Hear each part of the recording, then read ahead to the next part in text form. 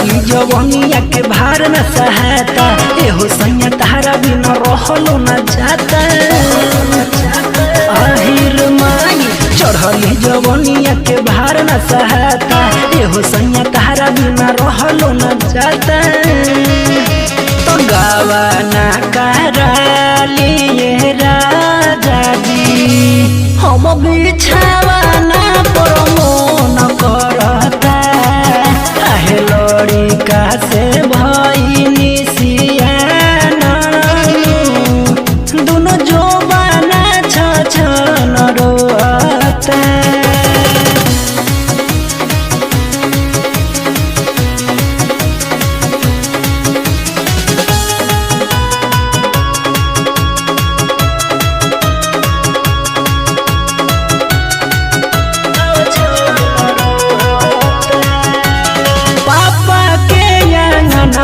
हमारा मानवा ना लागे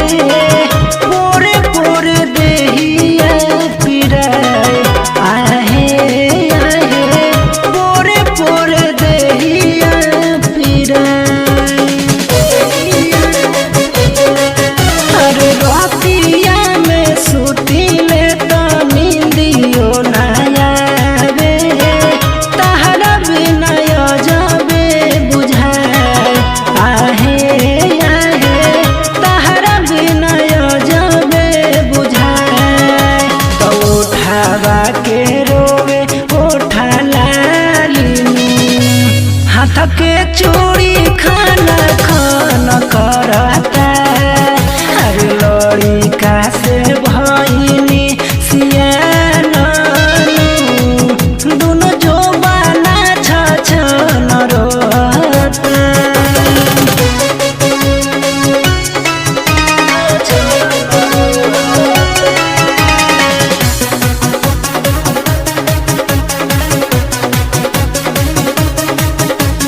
तनिको बरदास अब हो तो नइखे राजा तू ही बोल करी का उपाय आहे आहे तू ही बोल करी का उपाय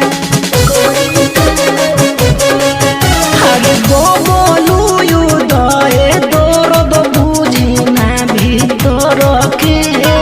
भार हो जवानी के गजाए आहे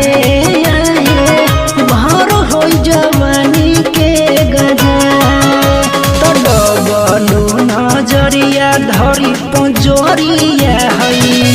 हमर देहिया बहर तंग करता अरे लड़िका से भई